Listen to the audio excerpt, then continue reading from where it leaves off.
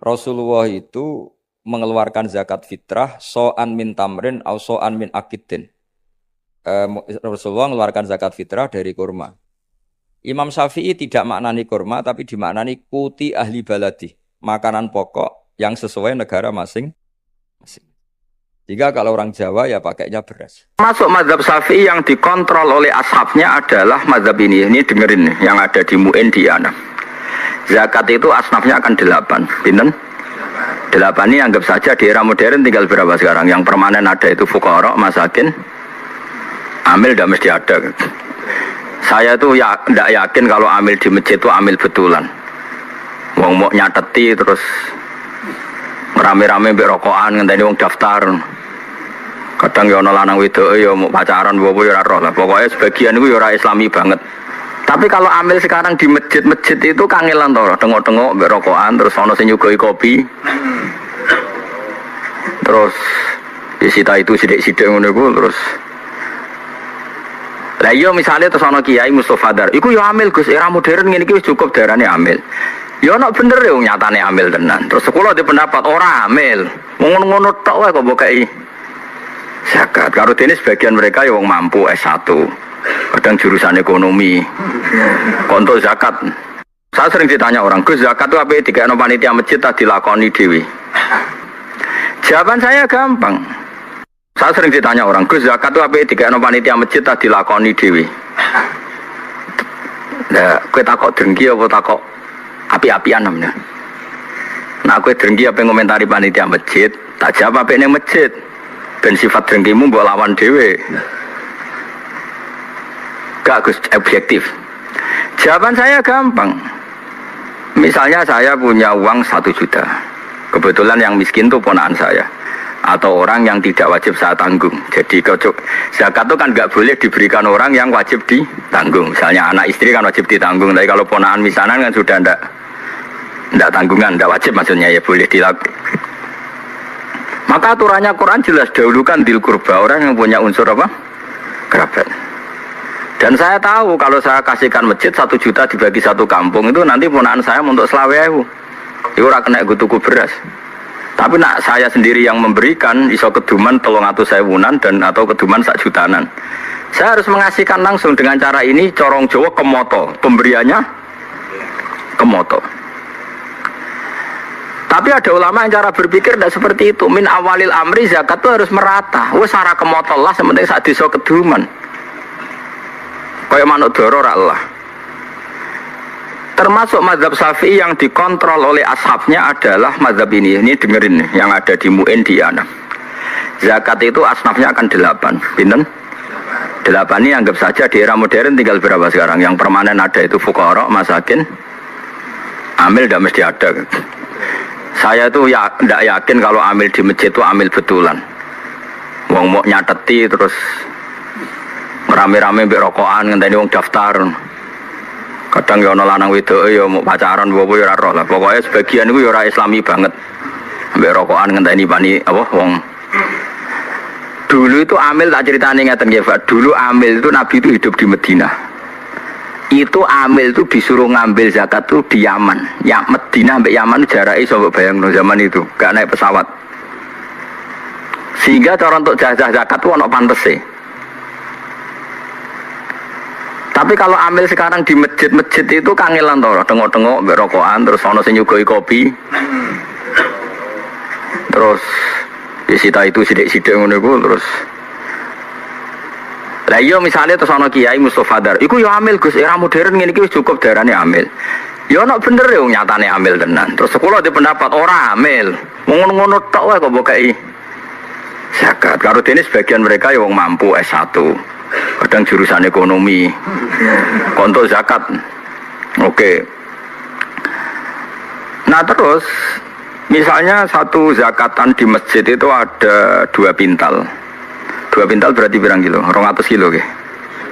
200 kilo wong kere ning desa iku 400. Enggak tak latih kowe ben pinter senengan ngaji swarga neraka tak latih ben utekmu bener. 200 kilo sing wajib dizakati 400 berarti untuk piranan? Setengah kilo. Setengah kilo itu kayak pakanan doro. Napa? Panjara. Nak sing melarat 400 itu setengah kilo, nak sing melarat 800 seprapat. Saiki atuk ora rata wong tuk kemoto 20 kilo, timbang rata tapi wong koyok manuk doro. Yaiku untuk beras seprapat. Iku apa kanane manuk doro? Ayo jawab saya, harus sing iso jawab. Ini jenenge bener-bener khilaf. Yang mengatakan takmim harus rata biar adil ya masuk akal. Biye-biye podo-podo fikir kok gak dibagi rata. Tapi ana ulama darani atuk ora dibagi rata, sing penting kemotong regani wong. Piye-piye faktor zakat iku ana ikrame, kala bala tukrimun al yatim. Nak ngekeki ana mulyanane, wong dikeki seprapat kilo iku mulyakno tangannya. Mulane wong ku mikir. Paham? Paham tenan to ora? Lah ngono iku jenenge istihad. Istihad tuh mirip-mirip. Iku jenenge ra'yu naswabun yahtamilul khata' wa ra'yu ka khata'un yahtamilus shawab. Pendapatku iku bener tapi yo mungkin salah, tapi kayakku salah tapi mungkin. Misalnya aku fatwa, wong elek iku haram untuk wong elek. Ya ono mirip bener. Mergo anak ra melok-melok dadi elek banget. Misalnya aku ujug-ujug istihad fatwa. Wong lanang weli iku haram untuk wong wedok weli. Karena anak ra melok-melok dadi elek banget. Misalnya aku fatwa ngono. Ini kan demi kemaslahatan jangka panjang biar gak ada generasi Islam sing elek banget. Kira-kira fatwa itu mungkin benar enggak? Mungkin. Terus ono sing bantah, ora ono hadise. Apa meneh sing kira-kira sing bantah Albani, mana hadisnya? Enggak ada pegangannya. Misalnya aku Albani, sidik-sidik kan nyempriti hadis. Nah. Ya ono bener. Terus ono wong neh sing dipendapat, jogeman untuk wong sugih. Biasane wong untuk wong sugih iku diburohno. Wong alim untuk wong wedok sugih diburohno. Ya ono bener e, rata-rata wong kere diburohno wong sugih. Ya kadang ya ono salah e, atau diburohno lah numpak Innova timbang majikan tapi satpam. Misale, ya ono miripe. Lah itu pendapat asal tidak masalah iman dan Islam, kafir dan tidak kafir, iku shawabun yahtamilul khata' wa khata'un yahtamilus shawab. Sehingga mulai dulu ulama itu kalau khilaf tuh ya biasa-biasa, ketemu koncone sing khilaf tuh ya biasa. Imam Syafi'i itu pernah sholat di masjidnya Abu Hanifah ya tidak kunut, padahal beliau orang yang sangat-sangat mensyariatkan kunut. Abu Hanifah sudah meninggal. Karwan es kapundut ditanya, lima adalah taknutu ya Syafi'i ya Abu Abdillah Jolani ikroman lihadal madhab, aku ngerkani madhab iki. Terus tak tonton meneh, ini kowe nek ora paham bangetan. Kowe sholat duhur dengan sadar satu rakaat rukuk dua itu sah apa enggak? Loh, rukuk dua kali kan? Di rakaat ula, kowe rukuk dua kali sah enggak? Menambahkan satu rukun rukuk. Tidak sah. Sholat itu batal dengan menambahi satu rukun. Jadi kena rukuk dua kali, sholat duhur loh. Sah enggak? Tidak sah. Nambahi sujud 3 kali. Tidak sah. Karena termasuk sholat itu batal dengan menambahkan satu rukun. Yang amdan sengaja. Sekarang saya tanya, sholat mayit itu modelnya di sini takbirnya berapa kali? 4. Wes yakin?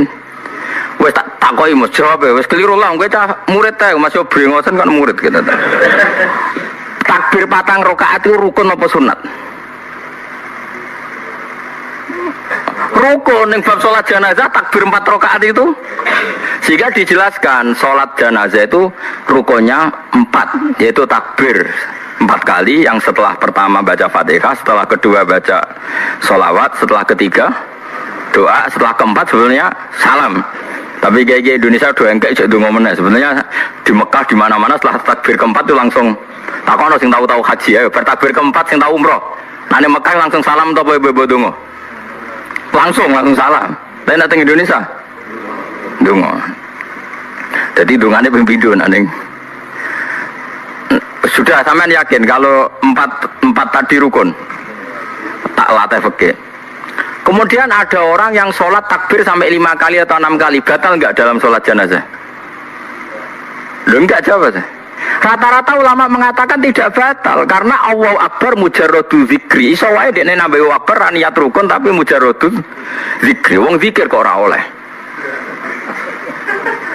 Tapi ada ulama mengatakan dalam konteks sholat jenazah takbir itu sudah rukun, sehingga kalau nambah itu ya batal, berarti nambahi rukun. Lalu jenis pendapat ini ya mirip bener mirip salah. Lah wong awam-awam kowe ora dadi dhuwit kok geger, wah iku perelek meneh. Elek wong ya kowe iku, anggere menyangkut dhuwit ngono kok geger. Mergo ora dadi dhuwit, iku elek meneh kan neraka, ngomongan ngono iku mari neraka. Lah seperti itu terus tak bedheki meneh misale. Gak jawab ae.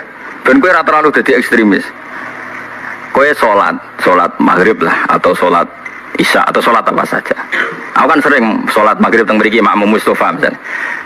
Setelah Mustafa salam pertama, yang menjadi rukun sholat itu salam pertama apa kedua? Tidak, jawab saja. Pertama. Terus Mustafa jenggot ini Mustafa. Tapi jenggot itu sunat tuh, muni jenggot mau ngenyak mau ngelem raro aku. Ya Mustafa kan sering jadi imam ya. Nah Mustafa wis salam.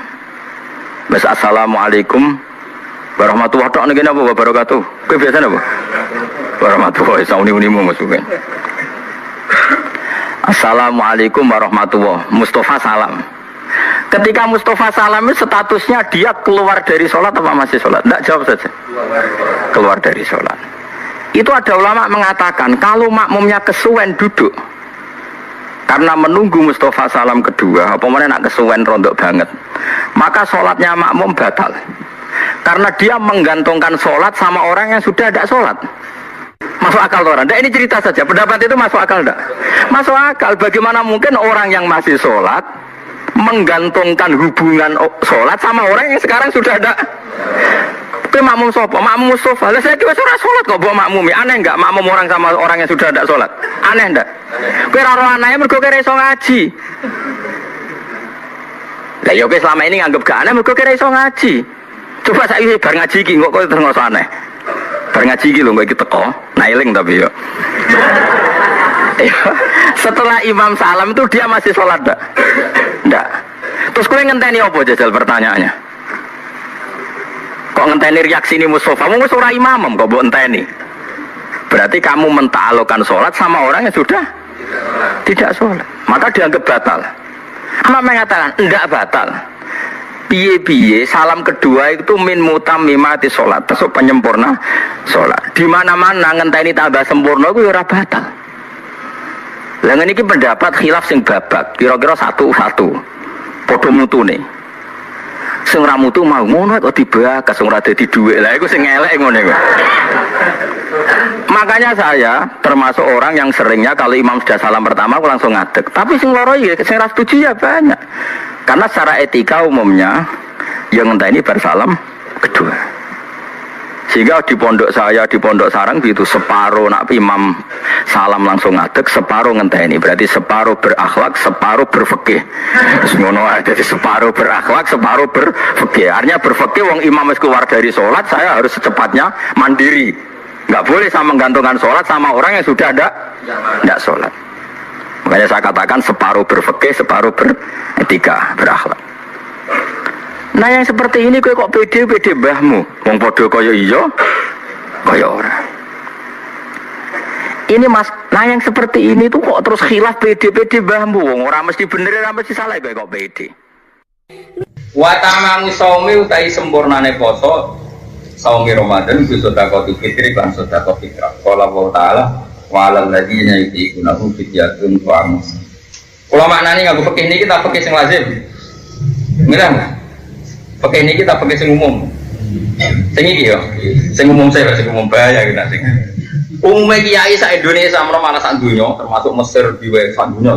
Nah mana nih sing umum. Wa 'alal ladina lan wajib ing atase wong akeh yutiku nakang ora kuat sapa ladina dadi buak lam. Guru ing saum wong sing ora kuwasa poso meneh mergo tuwek utawa lara meh mati, fidyatun te wajib bayar. Lah fidyah itu badale rupane soal miskin yaitu ngekek mangan wong miskin. Maksudnya miskin wong butuh. Orang miskin sing nganggo KTP, nganggo peresmian lurah itu boten. Nah niku miskin darah itu. Miskin kok ditokno. Darane miskin itu kan saiki gampang masuk ke sepeda motor ninja, padha ning lurah yo tok. Mung ora miskin iku, Pak. miskin ini miskin tenan loh ya, orang miskin formal. Miskin formal kan akeh sing sugih. Cuma entuk tempurah. Miskin ini miskin tenan ya. Wes nek setuju ya makna niku ya, lazim ya. Orang yang tua nak poso kok tambah loro, itu boleh gak puasa diganti bayar fidyah, yaitu memberi makan orang miskin. Miskin asli ya, tambahin kok miskin asli. Nah, itu panjang butuh tenan orang kok perkara legal formal untuk tanda tangan apa? Miskin gitu. Jari Nawawi ini. Wa dhamiru te dhamir fi yutiku nawi ing dalam yutiku nawi rajulun bani li fidyati maring fidyah. Di anahu krana sak temene fidyah mustaqad dimun. Iku dhamir sing dhisik wis kata dengan derajat mergo mudal min. Wal makna te maknane ngene.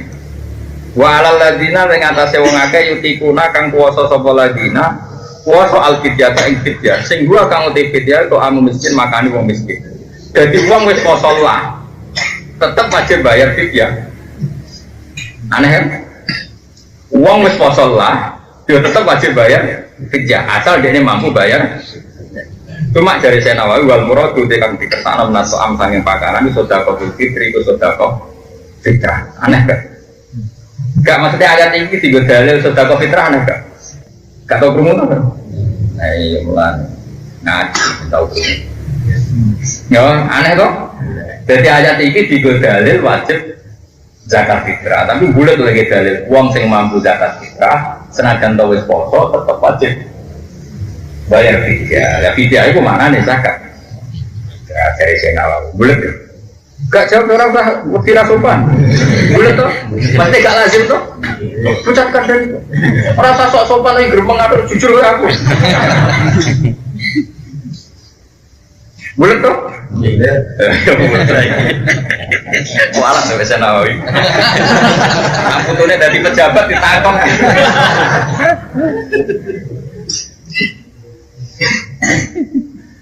Di anak buah karena satu nama Taala itu dah karo nyebut sopo waki melalui ulama macam-macam. Di anak buah karena satu nama Taala itu dah karo nyebut sopo Taala hadil ayat ayat akibal amri sawise perintah usiami kelan puasa. Kama amar oleh nyebut oleh merintah sopo Allah Taala kita biratil iki kelawan bulan baleni untuk ngakeh-ngakehno jumlah takbir akibal ayat sawise ayat asahnya tidak nggak begitu. Ulama itu aneh lah yuk dia alasan itu. Ada alasan tetap dia alasan. Sama filtakil kobir kaya yang dalam kitab Fathul Kobir. Ternyata aneh Imam Nawawi ya anut. Jadi aneh jadi gurunya aneh ya melok. Tapi aneh nak wong soleh darani luar biasa. Nak wong goblok darani stres. Jadi ono ilmuwan aneh kok insting gak tau wadus. Wong darani jenius.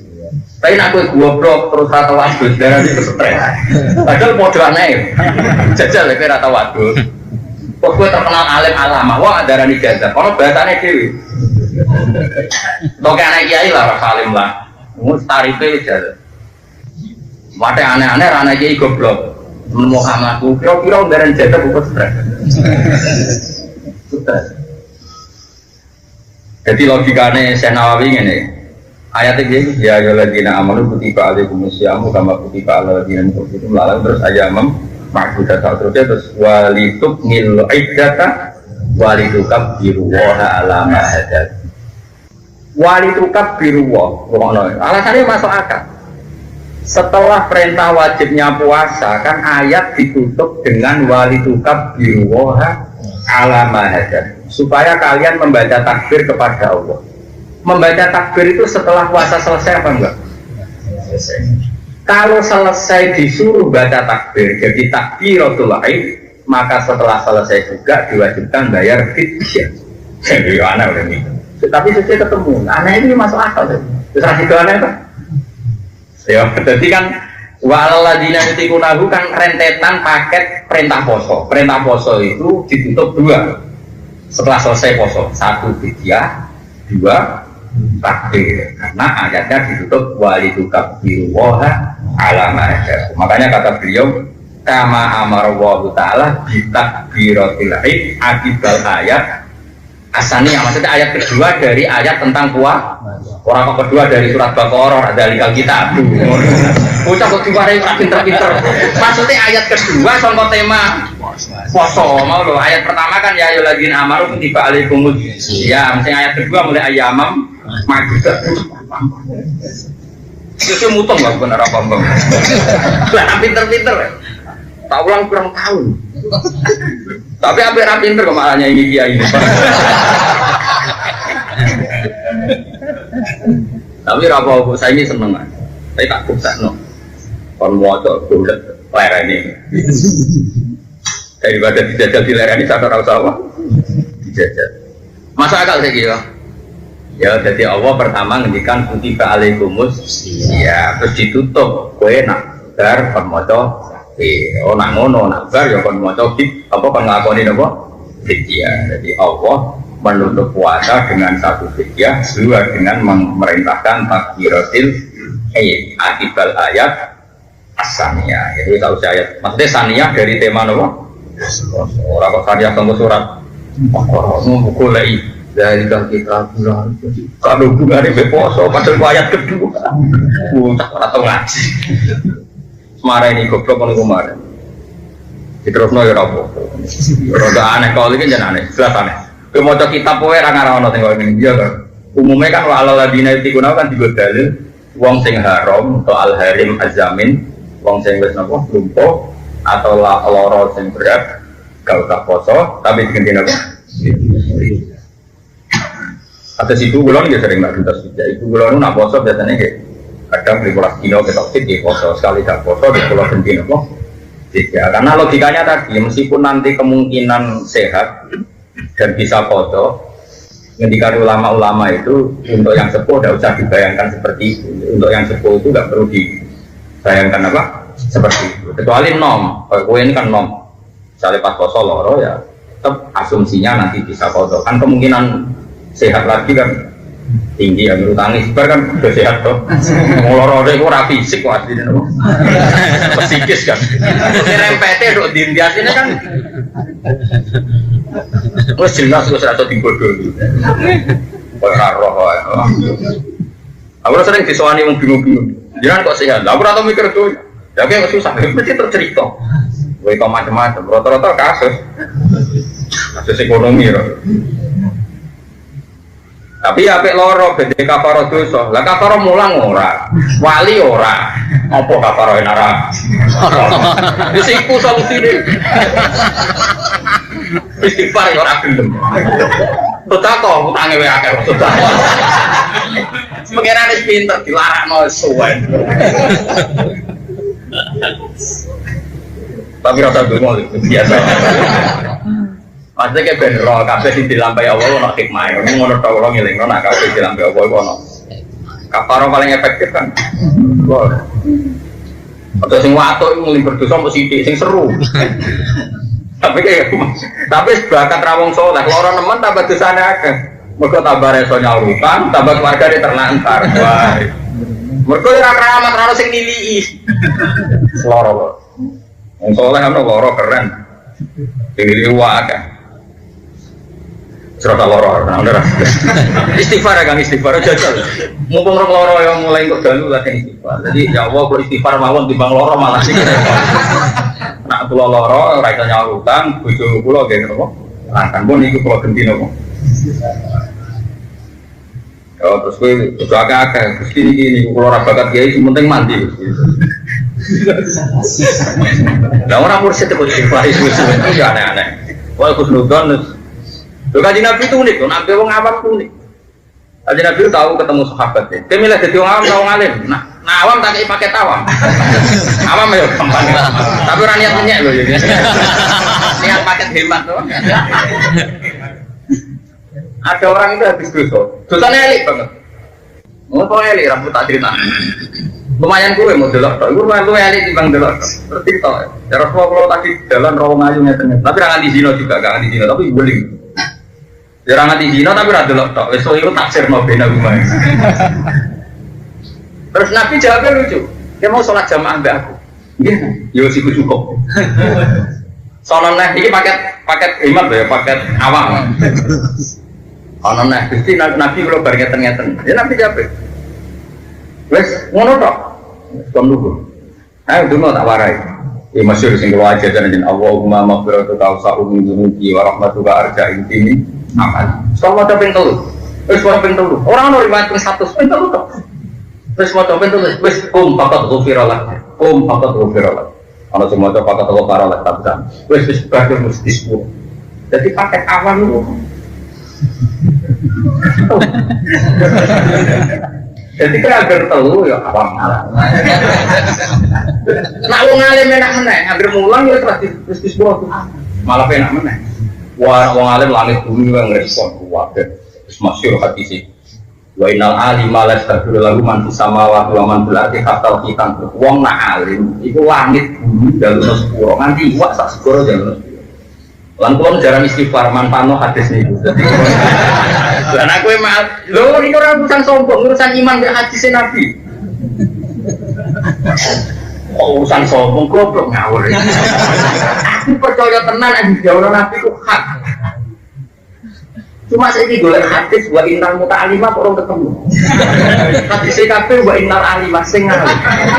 Saya coba kowe golek riwayat sing wa innal muta'allimah. Sing belajar, lah nek iku ono, ya kowe wis mlebu iku. Riwayatnya hanya 2, wa innal alima sama wa inna mu'alliman nasi al khairat. Jadi hanya 2 riwayat yang sama-sama menunjuk orang alim. Orang alim tok itu sudah berat. Ada riwayat wa inna mu'alliman nasi dan orang yang mengajarkan manusia kebaikan. Itulah ya astaghfirullah man fis samawati wal ardi. Dimintakan ampun oleh orang yang di langit. Itu jelas termasuk Jibril minta papan atas mesti mustajab. Waman fil ardi termasuk wali abdal, wali kutub, uswah dan terus. Hatal kita fil bahar. Aman, kok aman. Ini lagi paket awam. Apa paket alim? Apa medium? Nah, kalau medium itu ya semalam ya minimal itu 100 kali. Ini lagi. Awak koyo gampang. Wong kula melok apa kok kula sering maca donga niku. Ana dalu ya maca niku tok. Wong anggere baru itu maca niku tok. Kadang macane nek kamar tidur wis maca wis. Wong bolak-balik badhe istighfar ora tau kasil. Maksudnya gara-gara niku. Niki kula tak hadis bina. Kula tuh sering tangis setengah skala. Niku badhe istighfar. Ya tetap istighfar prakteknya karena saya sholat 2 rakaat kan pasti ada istighfarnya, ada Rabbi firli warhamni. Tapi kalau mau istighfar suwi-suwi itu mesti terus eling, mesti pasti kono hukum sing janggal. Sing aku yakin kowe ora iso. Wis yakin eno yakin, ora kok suudon wis yakin. Terutama misalnya ning bab haji ya tentang haji. Misalnya mikot sangka Jeddah itu sah ta ora? Terus nganggo jam tangan sing ono jahitane itu sah ta ora? Apakah jam tangan termasuk pakaian ihram atau enggak? Apa kiasnya itu pada pakaian ihram apa pada tas? Walaupun terus tersiksa, menurut tersiksa ya akhirnya sinang operasi itu. Saya kita berdiri, orang ihram itu kan nggak boleh pakai pakaian berjahit. Kategori pakaian itu apa coba? Dia kan nggak tahu tersiksa, menurut kira wong alim. Ayo, kategori pakaian sempak jelas pakaian, atau andekak teman. Sekarang senyakan, sandal misalnya. Makanya dari Imam Ghazali, wah, pokoknya gawe nabi ora sok pikir teman-teman, delok amalun nas. Delok napa? Umumnya pakaian dipikir ulama Malaysia yang mau pakaian putih sama putih itu enggak berjahit. Enggak ngelebokno sandal. Saya tak takut. Kulo nuwun, kulo nek wis kecelok wong alim. Iku pas kaji daerah Mbah Mun sampai delok sandale Mbah Mun, sandale saya sing alim-alim, sandale beberapa wong alim sing gak sari tak delok. Rata-rata sandalnya juga berjahit. Nah umpama berarti pakaian itu gak ngelebono. Terus kemudian sekarang napa Mas Bro misalnya satu mintoko. Kulo niku menangi era kiai kuno kiai Misbah itu nak nganggo mintoko ya mintoko sing berjahit. Saiki doeke nganggo mboten nggih jem niku kan berjahit. Saiki mulai doeke meromosekno mintoko tidak berjahit.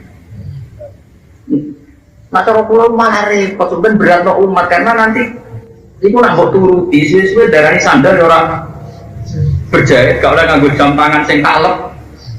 Mergo ono apa? Ora ya. Lan kula rada nekat monggo disepuro pangeran ketika wong do nganggo sabuk sing gak apa Kalau ngaku sapu di sini model kuno, tengok cek. Oleh seorang semantap pangeran di sini spekulasi lah. Yang penting orang gerakan apa-apa wajib gak ber. Jadi uangmu harus ditekir ngalim, itu banyak repot. Malah kalau lu repot, kalau lu rakop berpikir duit itu rakop, itu ya kok urep kan. Mereka tersiksa, misalnya saya berdean ini. Dia nak wari caranya jadi orang alim, justru kalau ngaku itu ben gue jadi orang alim, ben roh caranya. Paling gak iso ibu-ibu. Misalnya saya ikhram, saya orang ikhram itu boleh nggak saya motong rambut atau kuku? Nggak, jawab saja. Nggak boleh. Lalu setelah saya mau tahallul setelah sa'i misalnya, saya boleh nggak motong rambut saya sendiri? Bu arani rawleh terus wayahe tahallul, bu arani oleh bisnis ini ikhram. Kira tau bingung ngono to? Moralim, dadi moralim penak. Pas pokoke penak pola aku tak kok cek penak pola iki. Pas umroh haji orang awam-awam lu iki. Irine ku gak beban yo. Aku sampe ndok Gusti kula kok ora ngono bisa. Dadi penak itu. Iya, dadi haji kok pariwisata, umroh kok pariwisata, dadi bareng-bareng tahallul itu. Ibu, lah kalau orang wong alim sing was-was yo ora seneng. Dek yo kok tak halal golek wong sing halal kon nyukur. Lah tapi tak pikir sing halal lah yo mantan mukhrim sing dhisik. Kira besok mesti nyukur, mau Mustafa iki mesti sabora dhisik krom yo ora. Pe pas tak halal sing nyukur awakmu dhewe ta mongkon. Yang senese pas ihram tor. Ayo jawab. Ojo bodoh nih, ojo bodoh. Ayo jawab. Masih paham kok? Koncone. Orang anak sawu wis tak golekno sing sah. Coba sok suci. Lah iya pertanyaannya adalah berarti kowe ngongkon wong sing lagi ihram bukan ngetok rambut kan? Oleh kan? Mesti oleh buat lakoni itu. Ya wes buat lakoni. Saya ngomong mengenai menurut Ki Haji Mustafa. Tapi dia orang kaji cilik. Umroh kaji apa? Kaji cilik. Kaji-kajinan. Saya tuh punya pengalaman gitu Mas Bro. Akhirnya boleh kita belajar. Akhirnya ketemu termasuk di kitab Sayyid Muhammad yang kitab Al-Hajj Fadhil wa Ahkam. Sampai kitab kan khusus. Ternyata Sayyid Muhammad juga punya keislaman yang sama. Itu ditulis. Wa yajuzu khalqul muhrim lil muhrim akhon. Dadi wong muhrim yo oleh kok rambute muhrim sing. Kok mau kagro ngalim iki tau tersiksa. Jadi mau tersiksa nih wong ihram ora oleh ngetok. Lah saiki piye-piye bar sa'i dekne kan piye orang tahallul awal. Nek orang tahallul awal dekne kan ora oleh ngetok. Padahal di sana tahallul nak ngetok. Terus ana pertanyaan meneh aku. Kalau Sayyid Muhammad ya sakit, wong alim sakit, maksud sugih terkenal tetap sakit. Aku sering tersiksa ambil pergi, aku mulai sekali bersaid Muhammad, aku tersiksa menang, ditakok tak dunia. Aku sing takok wong ra kanggo-kanggo kene bingung, mulai sing takok wong sak dunia. Saya tak bedheki meneh jare. Wong bar haji, tahallul ya, misalnya bar sa'i, tahallul awal lah. Terus moro tukang cukur rambut. Ya, kemana ya? Moro tukang cukur rambut, dia ya, ning orang tunggal dia, apa gitu?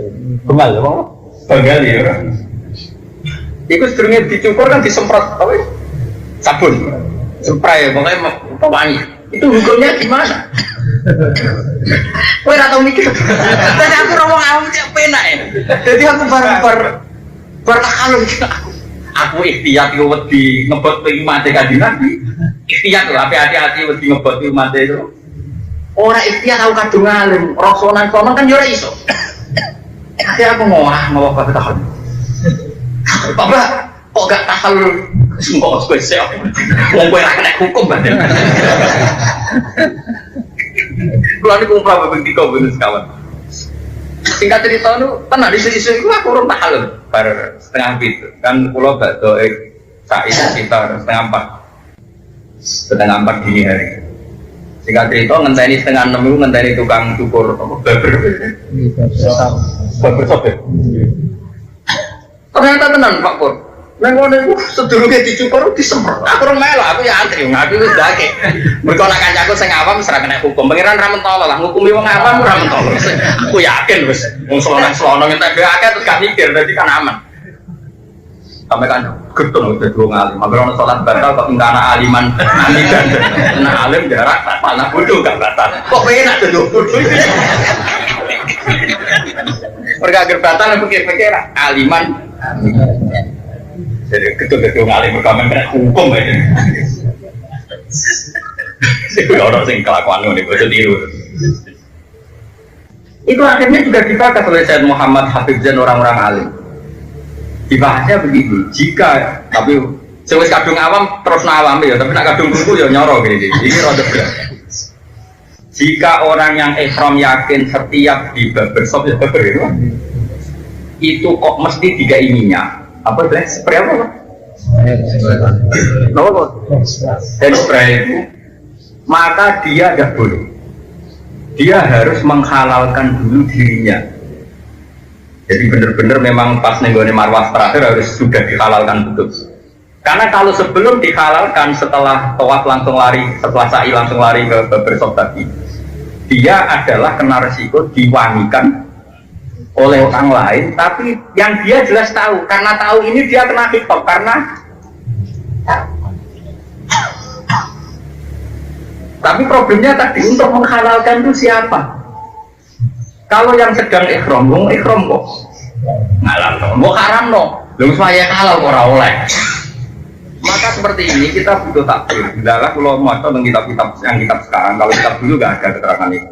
Memang dibolehkan, boleh orang yang sedang ihram, maksudnya yang tadi ihram yang purna tadi, yang hakikatnya kan belum purna kan tinggal tahallul tahallul awal itu kan bersyarat melakukan dari 3 hal ini.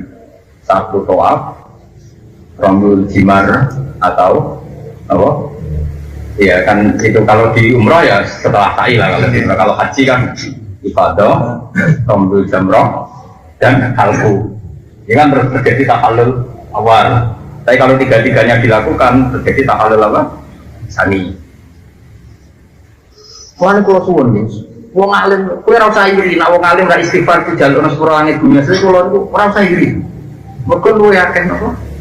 Tersiksa. Akhirnya boleh kita guna berfasih. Ternyata orang takbir. Jam tangan juga gitu. Jam tangan itu sebagian ulama darahnya oleh. Iya. Libas yang dimaksud Nabi itu ya nyatanya bisa ya mau rida ini, pokoknya rida ngarep, gue izah.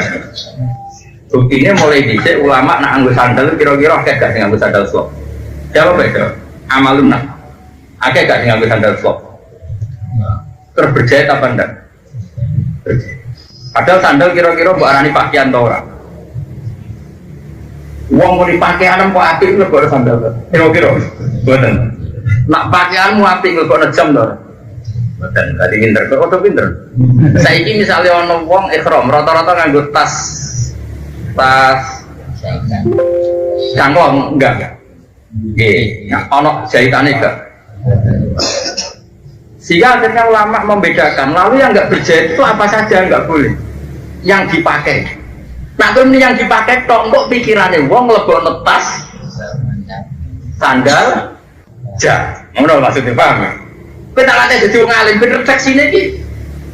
Nah saya kira ada wong orang ngaji berulama pikirannya yang nggak boleh berjahit itu yang dipakai, akhirnya terlalu istiang lebok no. Jas, paham ya? Berarti sih bener nih, kalau kita jadi orang alim kita tahu, yang nggak boleh dipakai orang ihram berjahit itu yang apa? Pakaian tapi tidak mesti yang dipakai lebih matang. Iya jawab itu redaksi ini berarti.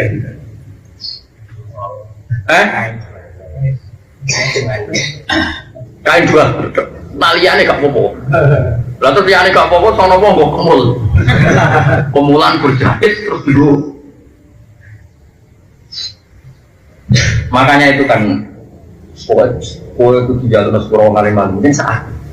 Terus masalah lagi begini misalnya, tenggine peke-peke gini misalnya ada orang ihram di hotel, terus dia mau mandi, dia kira-kira itu sambulan anduk, spontan jadi nggak ada yuk jawab ya, kita tahu sama motor apa? Enggak spontan, misalnya jenengan beda sedikit gue waduh. Berjahit kan? Ya malah ini kakek masalah kan? Ya wong orang alim kan gak kepikiran, alhamdulillah terus. Kalau niku korban jadi wong alim lah nek aku akhir-akhir ini jadi gue waduh.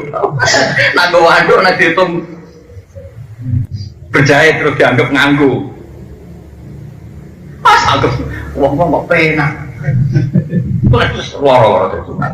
Meskipun aku akhirnya anut amal luntas semua wong waduh. Tapi ya pengira Gusti niki kompromi piye umat kanjeng Nabi umatun marhumah umat kekasih jenengan pun tiru-tiru bareng itu sementing. Angger izar berita dari sing dhuwur berita sing isor napa? Akhirnya ngeten cerita. Mungkin musim baca ini spesial ya. Woi orang ngaji. Ini kan malam ini merasa berarti. Wong tak serake Mekah malah mulai mukan bodoh solo-solo. Iya. Berarti panjang bener ke niru nang Indonesia. Jangan nak bulan tanggal itu kulon tuh. Mereka tanggal itu lahir bersurupe. Surupe sering bulan itu kulon mana tanggalan dibisik. Kalau kok kapan yang Indonesia mau kawin itu ya cuma mikir nak tanggalan itu kok pulau, mereka tanggalan itu komaria itu kok. Nak sergei itu bisa beda, nak tanggalan itu bisa. Mulane nak Papua itu Rukyatul Hilal, Aceh luwe bisa, jadi wale. Mana ada Papua Rukya, kemudian Aceh rumpah itu ya keliru, nak Papua Roh ya Aceh luwe. Betul tanggalan itu. Mana ngaji, udah. Ya tak cerita ini spesial nopo menghormati musim haji. Yang alim di ketersiksaan sendiri. Ya kayak tadi misalnya sampai ikhram yang hotel kan spontan kan nganggu. Spontan lagi nanti mau ngono, nak turu ke kemulan tau aja aku nak. Tolong dino kemulan, terus kemulan berjahit tau aja coba. Sejam suruh kaji wae dadi semangat, nek kaji wedi nak rasa. Dadi ora de nyali. Aku wis beda sing kaji ora de nyali wedi. Wong kula ndek kanca wis kaji, nate musyawarah muin mbek kula. Nak tak takoki ngene, kok aja bakas kok nak mari perasaan. Ya wong-wong haji ku nak ning hotel kemulan ta pas ihram. Terus kemudian bercerita. Selama ini begitu apa enggak? Ya selama ini begitu kan?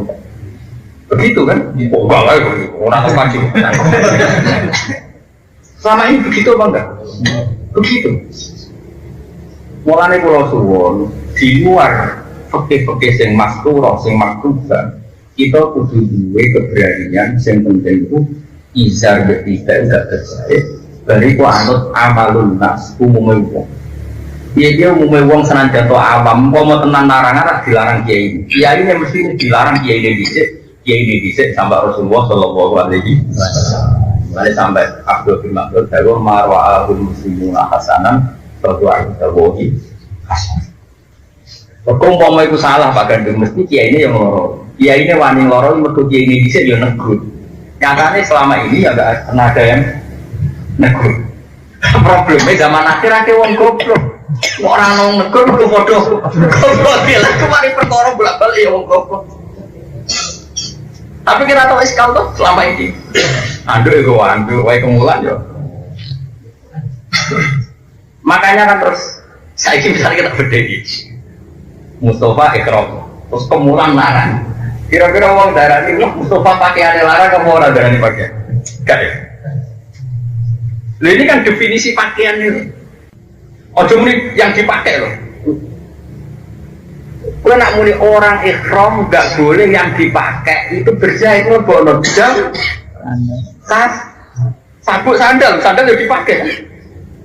Mulai bahasa Indonesia lucu, pakaian sama dipakai beda banget.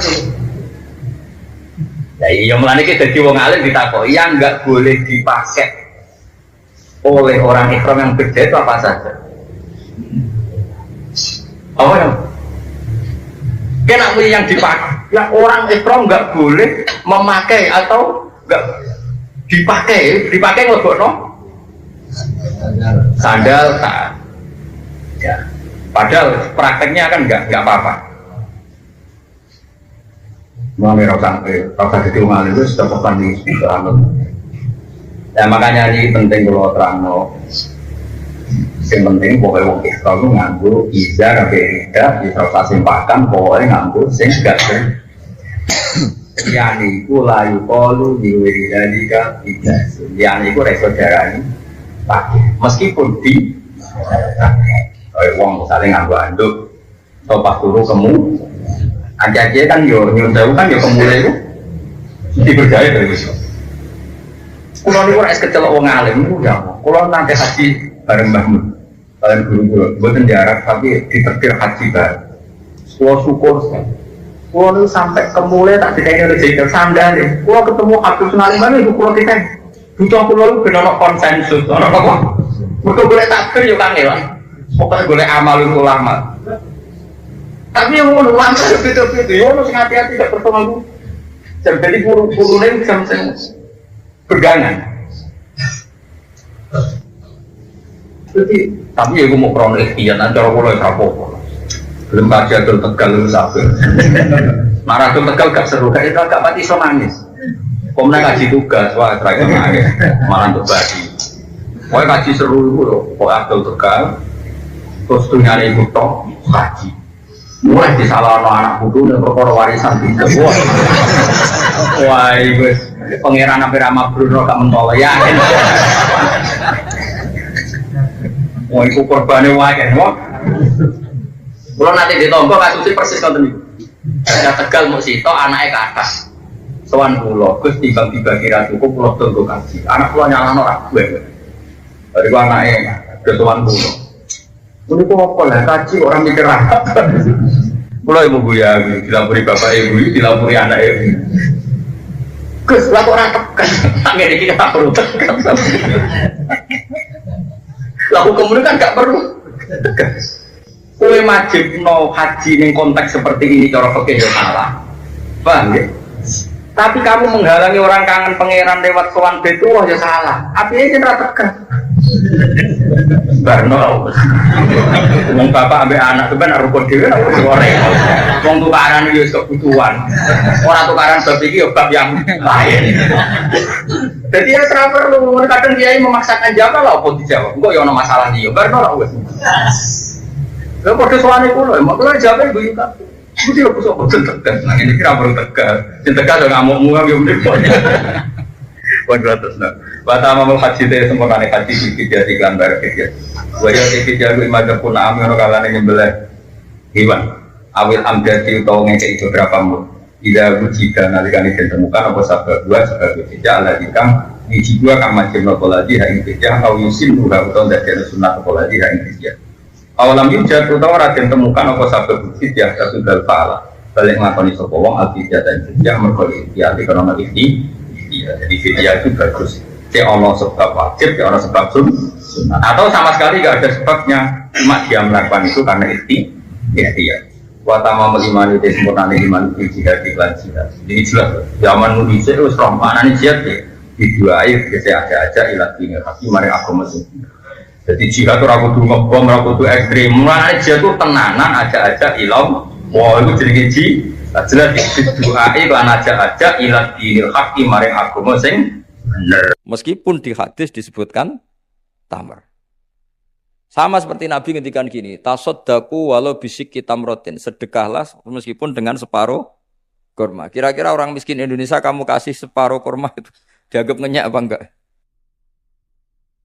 Ya maksudnya separuh kurma itu kalau kita ya mungkin setengah kilo atau telur setengah kilo. Atau kata separuh secuil itu maknanya kit ahyasiro. Saking sedikitnya diistilahkan secuil. Tapi bukan berarti cuilan betul. Nah kalau ingin persis hadis tadi ya satu korma kamu cuil terus kamu kasihkan. Kira-kira dianggap ngenyak apa dianggap sedekah. Kajian An-Naul Khamsun fi Mantukihi wa Mafhumi. Itu ikut halaman 287. Jadi di antara aturan memahami Quran itu memahami apa yang disebut mafhum, apa yang disebut mantuk.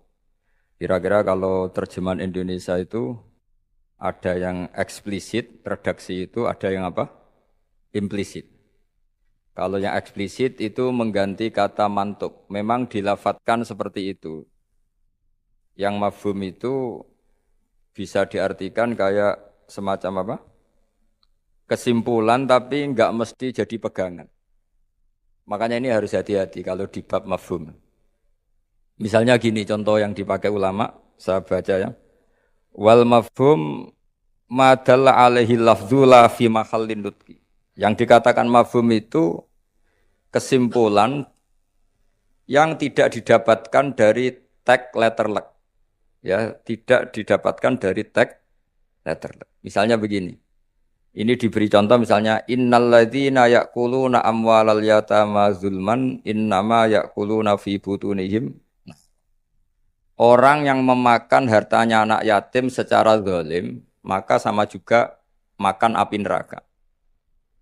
Sekarang terus Anda berdalih, wong saya ndak makan, Gus mau gasap tok. Saya nyuri. Berarti kalau nyuri sepeda motornya cah yatim enggak apa-apa kan enggak dimakan. Lah itu sarap itu. Maka cara maknanya gini, orang yang memakan harta anak yatim dalam kurung baca merusak, baca merugikan. Sehingga kata yaquluna amwalal yatama adalah ibaratun an aqallil ifsad. Makan tuh kan sebanyak-banyaknya kan 1 piring 2 piring itu saja haram, apalagi mengambil mobilnya, mengambil tanahnya. Sehingga kata yaquluna diganti kata yufsiduna yang merusak. Jadi itu namanya mafhum. Jadi mafhum itu, nah kadang mafhum itu aulawi itu lafadz yang disebut dengan mafhumnya itu maknanya ekstrim mafhumnya. Misalnya ada ayat fala taqul lahuma uffin, maka jangan pernah berkata pada orang tua kamu hus atau uff. Kamu enggak bisa bilang gini. Yang diharamkan itu mengatakan hus. Kalau misoh kayaknya enggak gitu.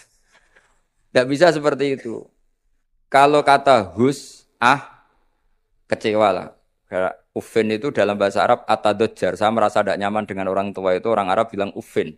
Atau us gitu, gitu. Pokoknya tidak enak. Kalau itu saja enggak boleh, maka bilang kakek aneh, jancuk lebih tidak boleh. Nah, kalau itu tidak boleh karena menyakitkan, ya, misalnya orang tua itu enggak boleh karena menyakitkan. Membiarkan orang tua sampai utang-utang tonggo, sampai pinjem-pinjem itu juga menyakitkan. Jadi kalau menyakitkan misoh itu karena kata-kata, menyakitkan ekonomi itu secara kejiwaan. Sehingga terus ulama mengatakan semua bentuk yang menerantarkan orang tua, maka hukumnya haram. Itu semuanya mafhum, difahami dari kata fala taqul lahuma uffin. Begitu seterusnya. Dan itu oleh ulama dibabkan bab mafhum dan mantuk. Ya saya baca ya beberapa teks aslinya.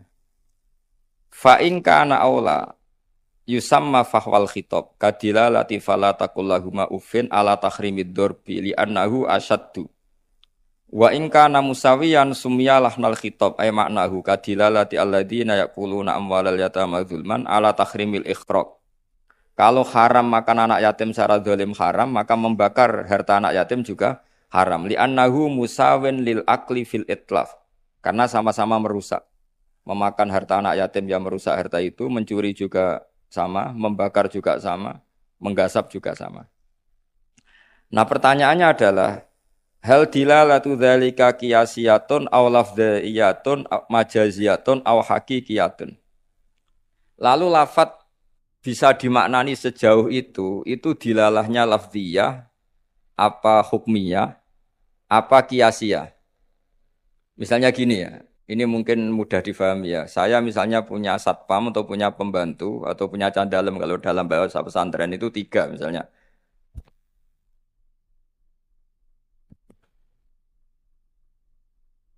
Ya saya misalnya punya pembantu ya atau dalam bahasa santri itu candalem itu ada 3. Zaid, Bakar, Umar. Ketika ada tamu, Pak On datang, beliau datang saya bilang, Bakar silahkan sini. Umar itu dengar tapi yang dipanggil tidak saya kok, yang dipanggil Bakar. Ali ya dengar tapi katanya yang dipanggil bukan saya.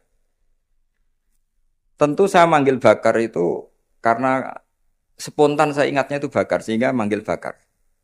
Tapi hakikat bakar adalah pengganti kata candalem. Sehingga kalau yang datang Umar ya saya enggak masalah, yang datang Ali ya enggak masalah. Karena butuh saya ada orang yang melayani. Sehingga lafadz yang disebut pun tidak jaminan hadzal lafdzu bi'aini. Ini memang agak jelimet, tapi mau tidak mau kita harus pelajari. Sehingga dalam kitab-kitab ulumul Quran diterangkan wiridan-wiridan atau perintah yang diberikan Nabi kepada sahabat meskipun disebut namanya, tetap itu untuk umum.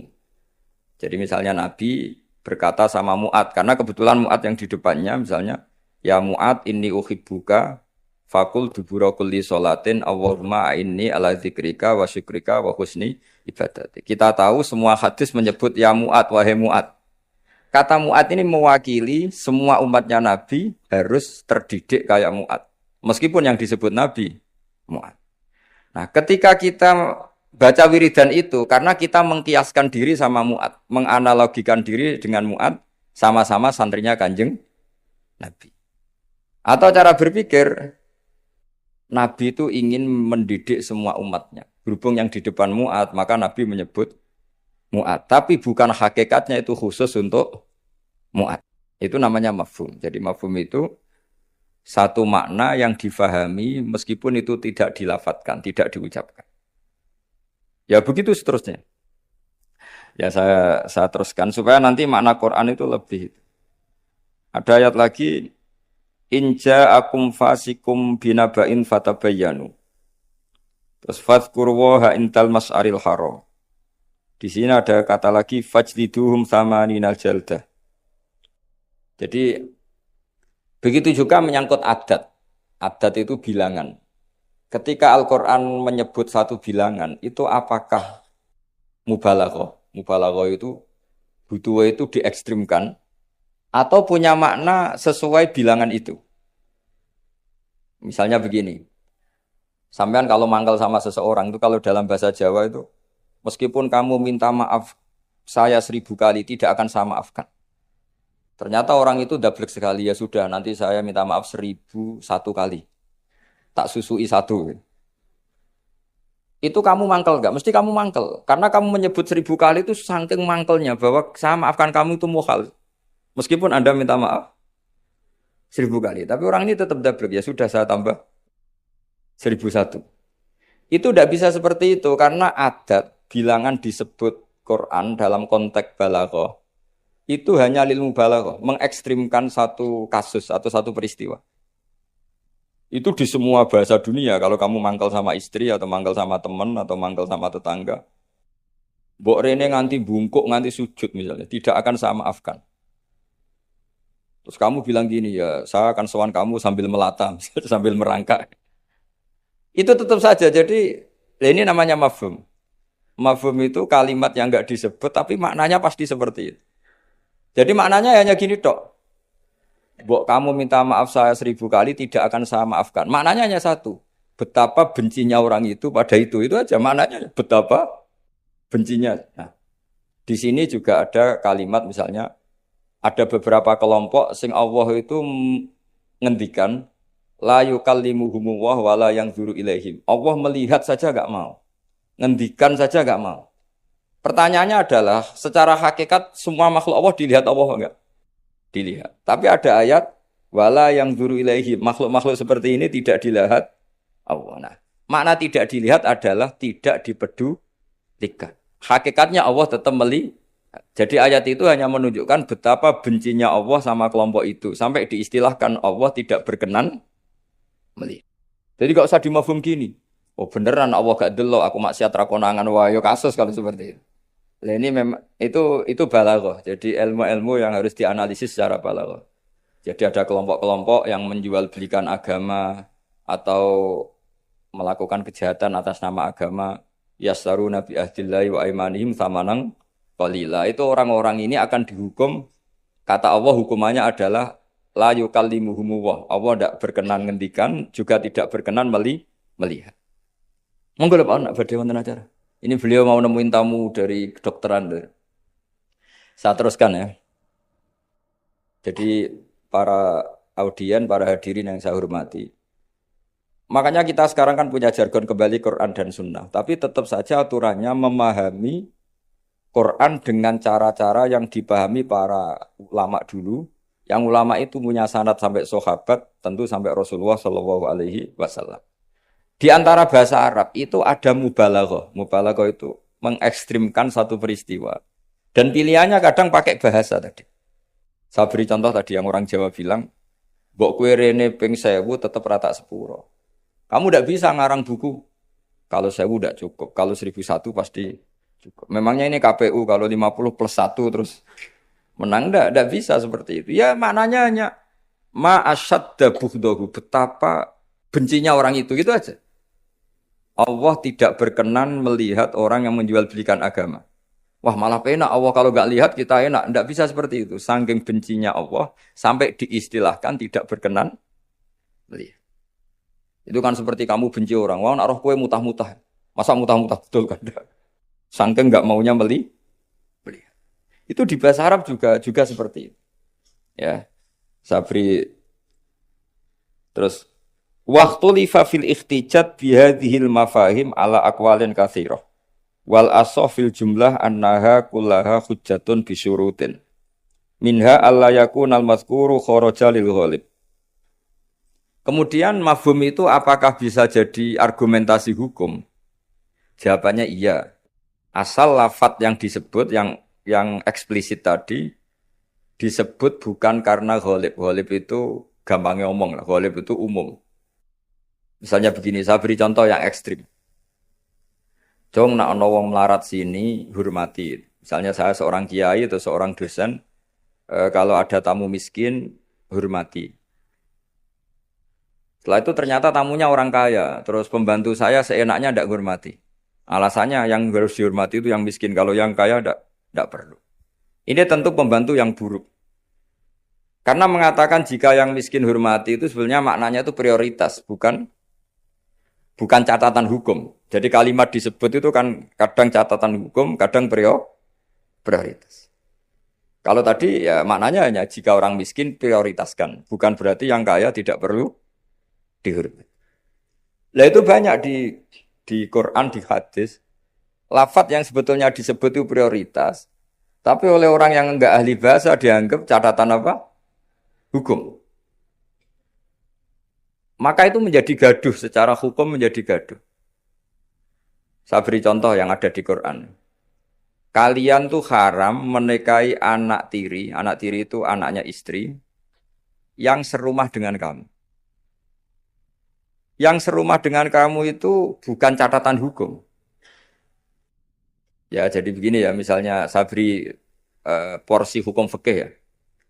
Yang diharamkan dalam Islam itu kan 3.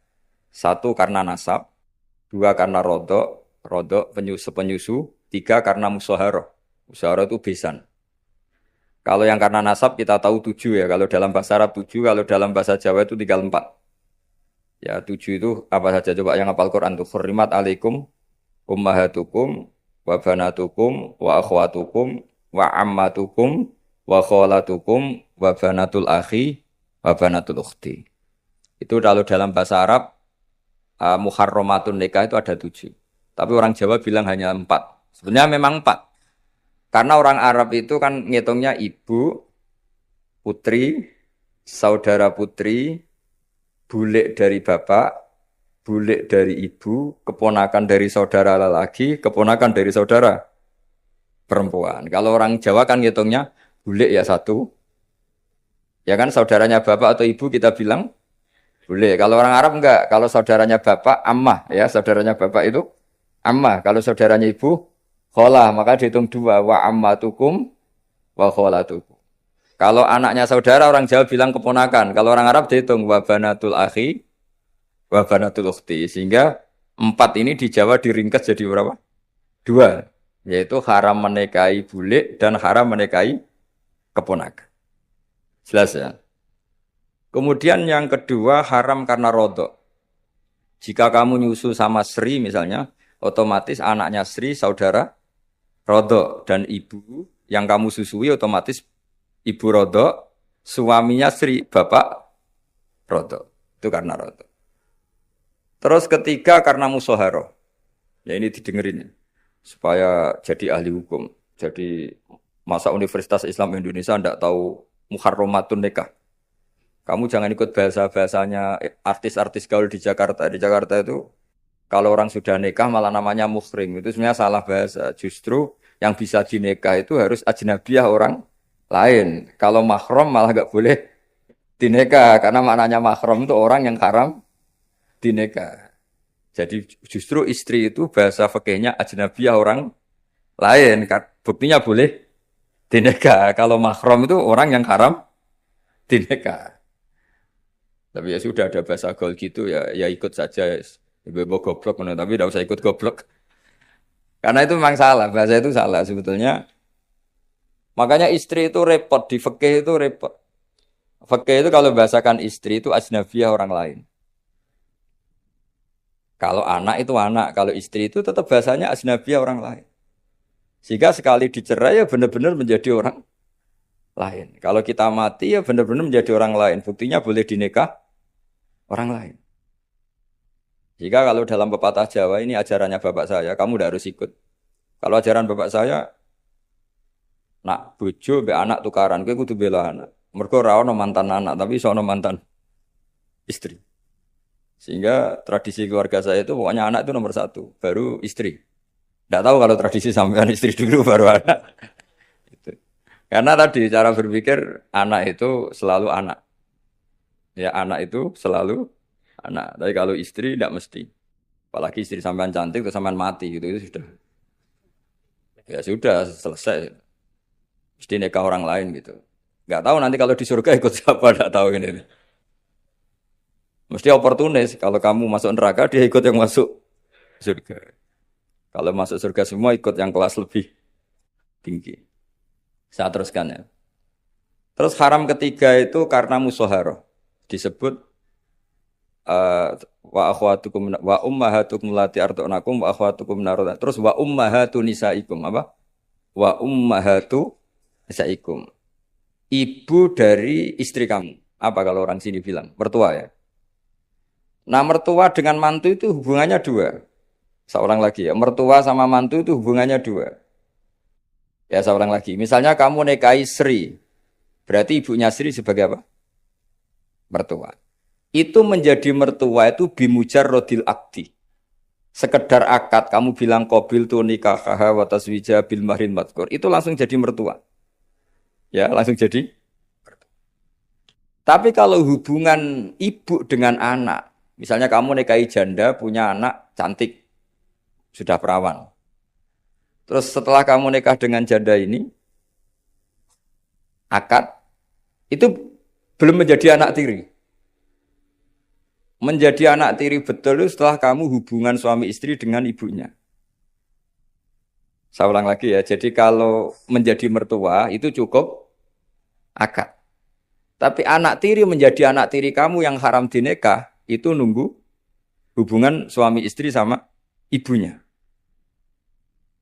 Sebab itu agak rumit memang di fikih. Kenapa demikian? Karena ya memang aturannya gitu, makanya disebut waroba ibu kumulati fi hujurikum min nisa ikumulati dakhaltum bihin fa illam takunu dakhaltum bihinna fala junaha alaik. Jadi kalau hubungan betunya ya hubungan menantu sama siapa? Mertua itu hanya dimulai akad. Jadi setelah akad sampean salaman apa ini sudah menjadi mahram dan selamanya haram dinikah karena sudah menjadi apa? Mertua kamu. Tapi kalau orang yang kamu nikah itu punya anak putri itu menjadi anak tiri yang benar-benar berstatus anak tiri setelah hubungan sama istri. Ya ini jelas ya. Makanya disebut seperti itu. Tapi di situ ada catatan waroba ibu kumulati fi hujurikum. Anak tiri yang serumah. Yaitu semua ulama ngendikan kata fi hujurikum yang serumah itu diabaikan. Jadi tidak bisa misalnya gini. Kamu nikahi Sri di Jogja, punya anak tiri di Jakarta. Berarti halal karena tidak serumah. Wah itu sesat dan menyesatkan ya. Karena ada aturannya fi hujurikum itu kalimat yang disebut Allah itu normatif. Normatif artinya umumnya anak tiri itu serumah, tapi bukan sebagai catatan hukum. Dan itu banyak sekali lafaz-lafaz yang disebut Allah atau disebut Rasulullah bukan sebagai catatan hukum, tapi normatif. Itu kan seperti gini. Jong, bukti kamu hormat tamu. Kalau ada tamu itu suguhi teh. Kalau ada tamu itu suguhi kopi. Itu normatif. Bukan berarti yang tidak nyuguhi kopi itu tidak menghormati tamu, tidak bisa seperti itu. Kalau tamunya darah tinggi, kan malah mati. Nah, ulama itu sangat kompeten sekali memahami Quran. Mana lafaz yang disebut Allah itu normatif, mana yang disebut Allah itu sebagai catatan hukum. Kalau fi hujurikum menjadi catatan hukum, maka maknanya begini. Haram menikahi anak tiri yang serumah. Waroba ibukumul lati fi hujurikum. Mafhumnya kalau tidak serumah, boleh, wayo kacau. Ibunya kamu embat, anaknya kamu embat, hanya karena beda. Itu sesat dan menyesatkan. Makanya bahaya sekali nafsirkan Quran tanpa ilmu. Sampai ada ancaman manfassarul Quran bi ra'yihi falyatabawa maq'adahu minan nar. Orang menafsirkan Quran dengan semaunya sendiri, maka sama juga pesan satu tiket di neraka. Jadi sampean sama saya itu potensi masuk neraka saya sebetulnya. Karena saya nekuni tafsir. Itu bahaya sekali. Sebab itu saya tradisikan kalau ngaji itu pakai kitab supaya sanadnya muttasil sampai Rasulullah Shallallahu Alaihi Wasallam. Enggak boleh mengajarkan Quran terjun bebas. Menurut saya, memangnya agama menurut kamu enak aja. Enggak boleh agama kok menurut saya. Agama yang menurut Allah dan Rasul. Enggak boleh menurut saya. Kalau menurut saya berarti agama macam-macam karena setiap orang menurut masing-masing. Ya, saya teruskan ya. Jadi di antara dengan tanda kutip jebakan-jebakan lafadz adalah kita tidak pernah tahu lafadz itu disebut itu karena apa. Karena mewakili kelompoknya, seperti tadi. Saya punya tamu terus manggil sekenanya. Wahai Bakar sini. Kira-kira yang datang Umar tetap saya seneng enggak? Seneng. Butuhnya ada orang yang hormat. Yang datang Ali ya saya seneng. Yang datang Zaid yang seneng. Yang datang siapa saja seneng. Itu kan ibarat kamu orang kaya kemalingan, satpam yang paling kamu ingat itu misalnya Hutomo. Hutomo sini. Di situ banyak satpam yang namanya enggak Hutomo, terus enggak ke kamu. Kira-kira kamu bilang satpam ini goblok enggak kira-kira? Dengan dalih saya ada dipanggil. Karena makna menyebut kalimat tadi sekenanya. Nyebut Hutomo itu mewakili semua security. Cuma kebetulan yang kamu ingat Hutomo. Itu memang agak jelimet ulumul Quran, tapi masuk akal. Semuanya setelah dijelaskan masuk akal. Ketika yang datang siapa saja, kamu tetap matur nuwun. Karena ada yang menol. Nah, lafadz di Quran ya seperti itu. Kadang lafadz itu pengganti sejenis. Napa pengganti? Misalnya yang masyhur dalam mazhab kita. Rasulullah itu mengeluarkan zakat fitrah so'an min tamrin au so'an min akidin. Rasulullah mengeluarkan zakat fitrah dari kurma. Imam Syafi'i tidak maknani kurma tapi dimaknani kuti ahli baladi, makanan pokok yang sesuai negara masing-masing. Sehingga kalau orang Jawa ya pakainya beras. Meskipun di hadis disebutkan tamar. Sama seperti Nabi ngendikan gini, tasaddaku walau bisyikki tamrotin, sedekahlah meskipun dengan separuh kurma. Kira-kira orang miskin Indonesia kamu kasih separuh kurma itu dianggap ngenyak apa enggak? Ya maksudnya separuh kurma itu kalau kita ya mungkin setengah kilo atau telur setengah kilo. Atau kata separuh secuil itu maknanya kit'ah yasiro. Saking sedikitnya diistilahkan secuil. Tapi bukan berarti cuilan betul. Nah kalau ingin persis hadis tadi ya satu kurma kamu cuil terus kamu kasihkan. Kira-kira dianggap ngenyak apa dianggap sedekah. Nah sama misalnya Rasulullah ngendikan, semoga Allah memberi berkah orang yang ketika 10 Muharram mengusap anak yatim. Itu yang penting usapnya apa sedekahnya. Terus kamu orang yatim kamu kumpulkan, kamu usap semua kepalanya. Itu kira-kira itu dianggap apa coba? Wis medhit di dalil kan. Nak nuruti teks hadis itu ya memang ngusap kepala. Tapi semua sepakat maknanya ngusap itu ibaratun anis syafaqah. bentuk kasih sayang. Dan kasih sayang itu paling praktis ya ngasih uang atau ngasih sesuatu yang manfaat untuk anak yatim itu. Lah anak ngusap tok. Celuk waduh-waduh dibeli ana parade ngusap anak yatim. Lah itu ya termasuk di ulumul Quran diikutkan bab mafhum dan mantuk. Jadi memang susah. Jadi ahli Quran itu susah. Oh ini ya jadi menjadi ahli Quran itu harus seperti ini memang. Makanya sampai ditulis kitab setebel ini dipakai di seluruh dunia termasuk di Al-Azhar, di Palestina, di mana-mana. Itu ini kita ngaji baru berapa pertemuan aja sampai sudah pusing. Kalau sampai selesai malah tambah pusing. Tapi bagus, barokahnya pusing itu tidak gegabah. Tidak gegabah mikir. Karena kalimat itu mesti ada batas. Makanya ada kaidah di semua ulama, menurut semua ulama. Ada kaidah begini. Fasudur awsa'u minal kutub wal ma'ani awsa'u minal ibarat. Dada ini lebih luas ketimbang yang dicatat. Dan makna itu lebih luas ketimbang redaksi. Karena kalau dalam disiplin ilmu usul fikih itu tak beri bocorannya. Begini, kalau sampean mendefinisikan kata-kata gimana? Gak umumnya orang kampus. Kata-kata adalah apa kata-kata? Kalau dalam ilmu usul fikih begini. Kata-kata adalah pilihan untuk mengekspresikan kehendak hati. Dan karena kehendak hati itu banyak dan tidak terukur, maka kata-kata ini hanya mewakili sebagiannya. Dari awal sudah disebut mewakili sebagian. Misalnya begini, ketika Rasulullah mewajibkan zakat padi misalnya, atau zakat gandum. Pikirannya Imam Syafi'i, itu mewakili kata kut. Yang wajib zakat itu makanan pokok. Sehingga Imam Syafi'i hanya mewajibkan yang dizakati itu hanya padi, gandum, jagung, kacang. Pokoknya yang bisa jadi makanan pokok. Kira-kira Imam Syafi'i itu tidak mewajibkan zakatnya kangkung, melon, mangga gitu. Karena tidak makanan pokok. Tapi dalam mazhab lain enggak. Ketika Rasulullah mewajibkan menzakatkan padi. Itu maknanya itu matum pituhul ardu. Apa saja yang tumbuh dari bumi. Sehingga kelompok ini termasuk Yusuf Qardomi wajibkan zakat melon,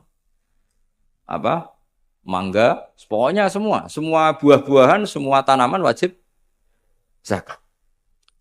Karena ketika Anda mengatakan begini misalnya, Jong nak ono tamu kai pelem. Kalau ada tamu, tetangga-tetangga atau tamu kasih mangga. Sementara di rumah kamu itu ada mangga, ada melon, ada semangka.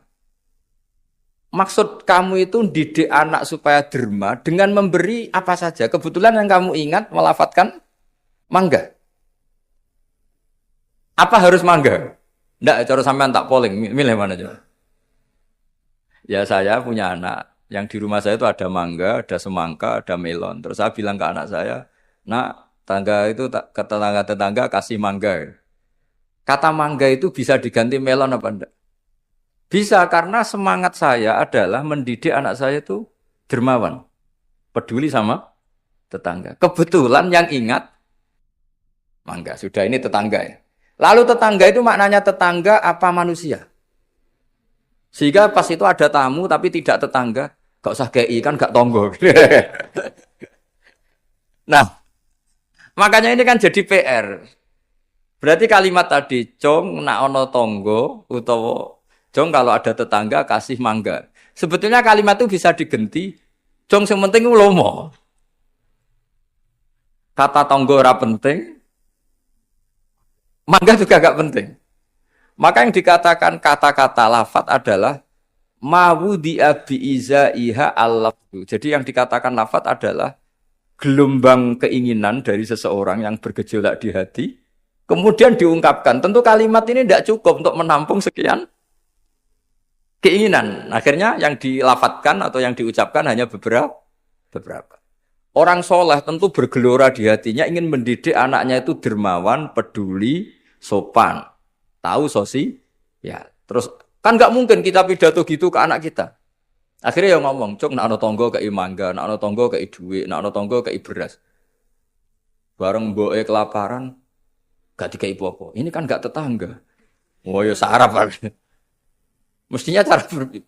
Sono tamu ya di baro. Ini kan gak tetangga, gak masuk definisi tetangga. Maka memahami Quran itu susahnya di situ. Apakah lafadz itu disebut tag maksudnya kalau dalam bahasa kampus? Apakah tag disebut itu untuk catatan hukum? Apa untuk tadi? Mafhum tadi apa ibaratun an kada? Ibaratun ekspresi dari itu.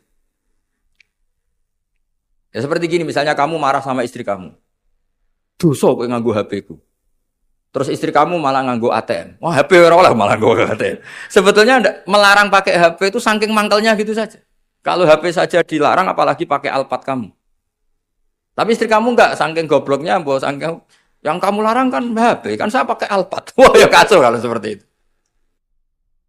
Maka sebuah tag atau lafadz kalau dalam bahasa Arab itu maknanya apa ya?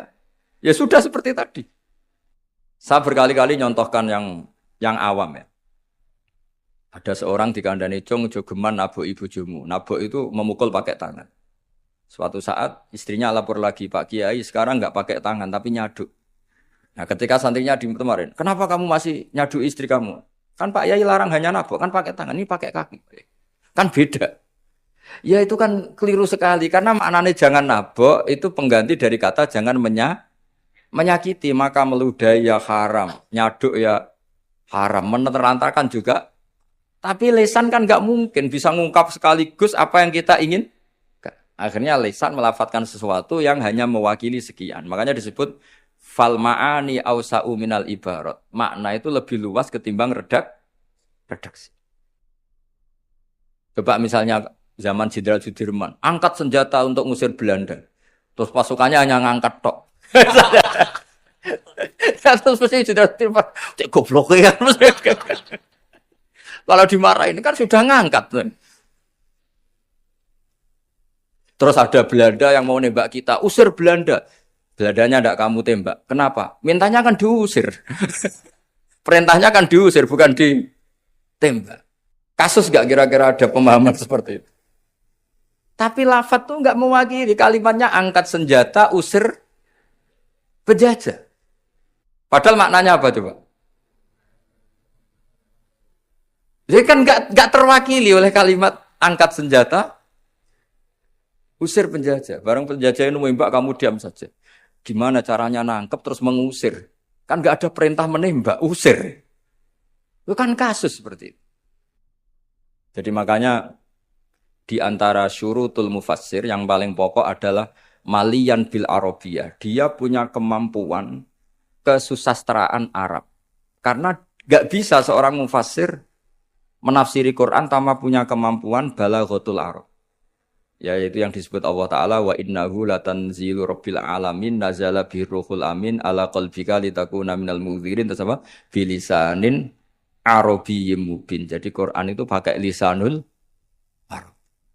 Sehingga kalau dalam kitab-kitab besar diterangkan, ketika Rasulullah dikatakan begini oleh Allah, liyaghfira laka Allahu ma taqaddama min dzambika wa ma ta'akhkhara, itu bukan berarti Nabi pernah dosa enggak, karena Nabi itu maksum. Maksum itu terjaga dari dosa.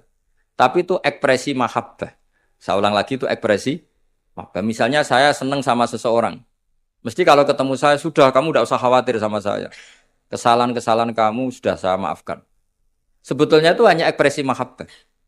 Saking mahabbahnya sampai andekan salah itu dimaafkan. Bukan berarti menvonis kalau yang diomongin itu salah. Jadi itu ranah-ranah yang memang kita harus hati-hati. Sama seperti begini, ini kata Qodiyat. Qodiyat itu pengarang kitab Asy-Syifa. Doa itu ekspresi mahabbah. Doa itu bukan kalimat hukum. Kalau kalimat hukum itu kan iya sama tidak. Tapi doa itu enggak. Doa itu ekspresi mahabbah. Misalnya kita ketemu Zaid, kita bilang Assalamualaikum warahmatullahi wabarakatuh. Semoga kamu dapat keselamatan. Enggak perlu Zaid tersinggung. Memangnya saya celaka kok sampai doakan selamat. Kalau nuruti mafhum, didoain selamat itu kan berarti sebelumnya tidak selamat. Didoain pinter sebelumnya tidak pinter. Didoain kaya sebelumnya miskin. Tapi itu kata hukum. Itu pemahaman secara hukum. Iya dan tidak. Kalau pemahaman secara peradaban tidak gitu. orang mendoakan bukti seneng. Ya sudah seperti itu. Ya semoga kamu sukses. Ketemu direktur ya kita bilang semoga kamu sukses. Terus direkturnya tersinggung. Ya sukses saya atau timbang kamu, saya sudah direktur. Ya ada seperti itu. Mendoakan seperti itu bukti mahabbah, bukti Nah, Allah karena saking senengnya kepada nabinya Allah ketika mukhotobah, ketika dialek dengan nabi memulainya dengan afawwahu angka. Allah telah memaafkan kamu. Itu bukan berarti sebelumnya nabi melakukan kesalahan. Ekspresi mahabbah akan mengatakan demikian. Jadi itu masalah-masalah yang tadi saya utarakan fal ma'ani ausa'u minal ibarat. Apa yang ada di hati, ma'ani itu sesuatu yang kita kehendaki. Ma'ani itu dari mufrad maknan, sesuatu yang dikehendaki itu bergejolak jauh lebih dahsyat ketimbang redaksi. Jadi misalnya pagi-pagi nak tangi turu itu nang wudu, nang sarapan. Ya sudah itu ekspresi bentuk cinta orang tua kita ke kita bahwa bangun tidur itu ya wudu terus sarapan. Tapi lalu misalnya anak ini melakukan selain sarapan asal menyenangkan orang tua ya senang. Jangan monoton terus saya harus sarapan. Ini perintah orang tua. Tidak seperti itu. Nah sekarang faktanya itu banyak orang memahami Quran secara tekstualistik atau secara harfiah. Itu dalam ulumul Quran itu bahaya sekali. Karena itu tidak mewakili. Saya beri sekian contoh bahwa teks itu kadang tidak mewakili. Misalnya gini. Matsalul ladzina yunfikuna amwalahum fi sabilillah kamatsali habbatin ambatat sab'a sanabila fi kulli sumbulatin mi'atu habbah. Kan tidak semua padi itu punya sab'a sanabil, punya 7 tangkai. Ya, dan tidak semuanya satu tangkai berbiji 100. Itu bahasa Arab murni. Ibaratnya seperti itu. Ya redaksinya Pak, ibaratnya seperti itu. Bahwa sedekah yang diterima Allah ibarat padi yang tumbuh dalam kondisi paling ideal. Dan orang Arab maupun orang Jawa atau orang mana saja biasanya mengekspresikan ideal itu pakai angka. Misalnya, wah itu sugih, dunia sak gunung. Itu maknanya kaya sekali. Padahal banyak orang punya gunung tidak kaya. Karena gunungnya tandus. Tapi orang itu akan sepakat, itu kaya sekali, punya harta satu gunung. Coro cacili anak bantah-bantah, dunyaku sak gunung, tidak muni sak langit. Ya pokoknya ingin menunjukkan bahwa kaya raya yang tidak terhingga. Loh itu banyak di Quran seperti itu. Maka saya beri definisi ya supaya sampean ahli usul fikih. Apa yang dikatakan tag ma wudi'a bi izaiha al-lafdu. Yang dikatakan tag adalah ekspresi dari gejolak batin ingin mengungkapkan keinginan. Karena batin ini bergejolak, tag ini hanya mewakili sebagiannya. Kayak tadi kamu ketakutan di dalam rumah, ada ular gitu, misalnya ibu-ibu atau mbak-mbak, mesti manggil kan, Kak Rene, ingatnya kakaknya. Terus adiknya di situ, nggak ke situ. Kenapa kamu nggak ke situ ada ular? Kan kakak panggil kakak, saya kan adik. Kira-kira kamu mangkel nggak sama adik yang seperti ini kira-kira? Goblok atau sekolah pasti gitu. Nah sebetulnya kalau ini waras, adiknya waras, cara berpikir kayak gitu. Kakak dalam bahaya minta pertolongan dan kalimat kak atau mas itu ekspresi dari orang yang dimintai pertolongan. Jadi kata mas dihilangkan, diganti. Orang yang dimintai, sehingga kalau yang datang bapaknya ya seneng, pamannya ya seneng, adiknya ya seneng. Meskipun kalimatnya bilang mas atau kakak. Jelas gini ya. Itu dibabkan tadi mana kita? Dibabkan di mafhum dan mantuk. Ya, dibabkan di mafhum dan apa? Mantuk. Saya teruskan lagi ya. Di annahu